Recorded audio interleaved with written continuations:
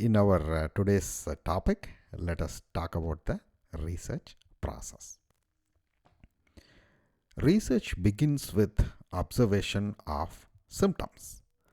Symptoms are signs or indicators that show that we have an underlying problem, but they by themselves are not a problem.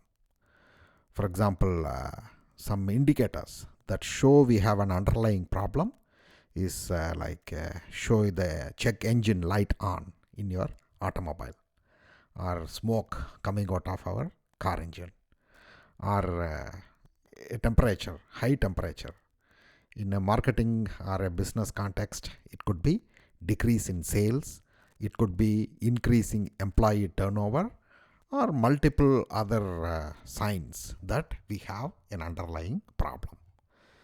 So the actual problem is not decline in sales, it is not the check engine light going on. It is what makes this light to come on. What causes the decrease in the sale? What causes the smoke to come out of the engine? So that is the actual problem. So we have to understand that symptoms are not actual problem, and we make a mistake of simply treating the symptoms and not the actual problem. For example, if the temperature is high, we can simply take Tylenol, which would reduce the symptom or which would negate the symptom without solving the actual problem. So the fever could have been caused by something else. It could be malaria, it could be typhoid. So simply taking Tylenol is not going to solve the problem, but it simply mitigates the symptom. So we have to note the symptom and then diagnose the symptom, understand what the symptom means. So at times, opportunities are also symptoms. So like a new marketing opportunity, like for example the opening up of China in 1978 offered a huge marketing opportunity. uh, it is the largest populated country in the world, and they opened up. But in 1970s they were a communist country. They were not as rich as they are today, and nobody knew what to make out of it. Is it safe to go into China in 1970s? Is it safe to set up your business? Will the government confiscate your assets, nationalize your company later on? So nobody knew the answer to those questions in those times. So the companies who moved into China in the 1980s, like General Motors, they profited a lot due to that move. So sometimes it is very easy to miss the opportunity, sometimes a problem for one company can be an opportunity for another company. For example, the health trend in the early 2000s, people were concerned about health in fast food. So McDonald's was hammered by movies like Super Size Me, Fast Food Nation. But the same health trend in fast food, that problem for McDonald's became an opportunity for Subway, who came up with their foot-long sandwiches with 6 grams of fat or less, and then they capitalized upon the opportunity. So opportunities are not as easily visible to us as problems are. So we have to observe the external environment, look at trends that can help us to propel our growth. Like for example, COVID. So COVID was harmful for many businesses, like restaurants, for example. Travel and tourism industry were affected, but companies like Microsoft, companies like Amazon and Walmart, they all profited due to the increased sales, due to the increased digital online delivery of groceries and so on. So a problem for one company can become an opportunity for another company, and opportunities are not as easily visible to us as symptoms are. So stage 2, so this is exploration. So at this stage we know that we have some symptoms, like for example we know that the Chinese market has opened up. So we explore, we go there, we observe the country, we read about the country, we read about the trends happening in the country, What do people want in the country? So at an exploratory stage, we have an open mind, like the Mars rover. It simply goes to Mars and then it simply observes, simply explores, conduct tests without having a set agenda. Okay, what is out there? Let us find out. So it is a exploration stage. So the exploration stage, you go to a hospital with a symptom. The doctor might take your pulse. The doctor might check your blood pressure. The doctor might do some medical tests, blood tests to find out what is going on. So that is the exploration stage. Even the doctor is not aware of what is going on. So he or she is simply doing some exploratory tests to find out what is happening with the symptoms. So in anthropology, the anthropology pioneered the study called as ethnographic studies.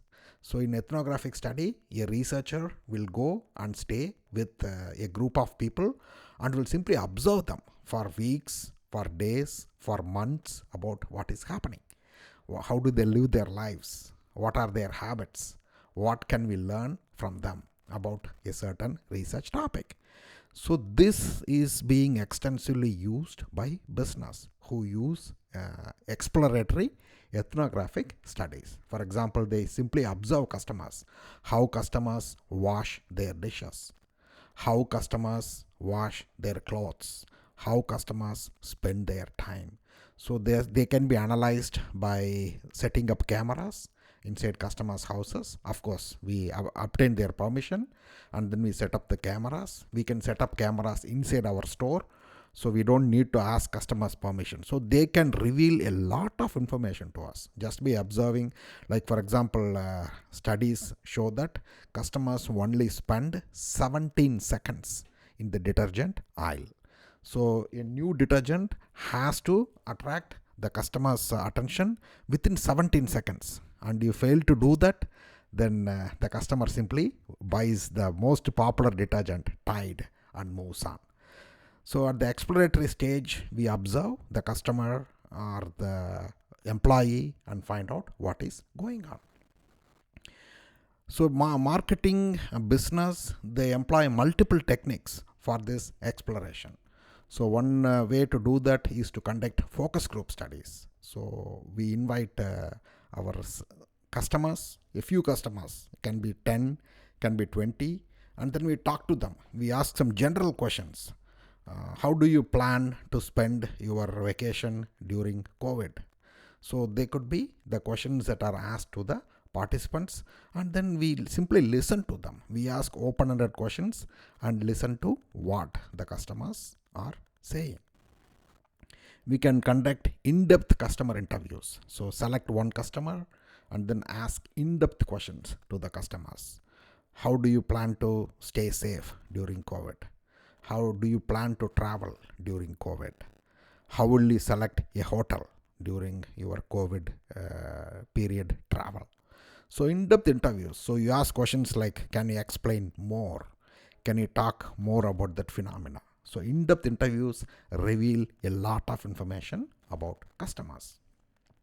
And we also conduct a literature review. Literature review is not just limited to Google search.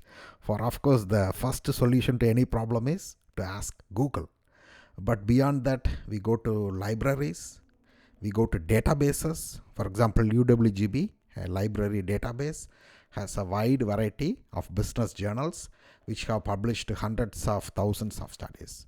So odds are very, very high that somebody has already studied the research question that you are interested in, and that study is already available at the library. So that can save a lot of time, right? I mean, what else can be better? Somebody has conducted a study already about the topic that we want to study. So we only have to go read it and find out the answers. But again, it's not as simple as that. The study could have been conducted 5 years before. So is it still relevant? It could have been conducted in a different city, in a different country. So is it still relevant to you? So even though it is not completely relevant, you can get a lot of insights by looking at the literature. So based upon all these things we do in the exploratory stage, we come up with some speculations. We come up with some hypotheses.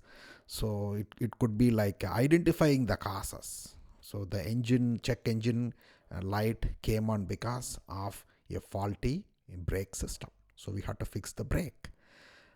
The temperature is because the patient has malaria. Sales decreased because customers are choosing to buy the product at Amazon with free delivery. So we identify the causes for the symptoms that we face. So that happens at the end of the exploratory stage. And the next stage is research design. Of course, we come up with some causes, but again, we have to conduct further tests to confirm that this is the actual cause and what is the solution for the problem that we have in our hand. So in marketing or in business, we will use two types of research design. One is survey research, where we conduct polls, or we do experimental research, where we have a control group and an experimental group, and we test the hypothesis that X causes Y.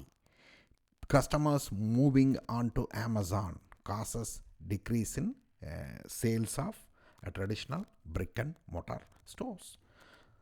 Experimental research design is used in multiple marketing and business settings, and we set up the survey, we do customer interviews, and then we collect the data through surveys from the customers. And based upon our findings, we then analyze the data, interpret it, present it to our group of people. It could be your board of directors, it could be your marketing and management people, it could be your computer people. So you present the data to them, and then based upon their input, we arrive at the right decision. So people moved on to Amazon. So how do we get back people from Amazon? Will starting a door delivery service help our company? So that is a decision that we'll be making based upon the data that we have at our hand. So this is a sum up of the research process.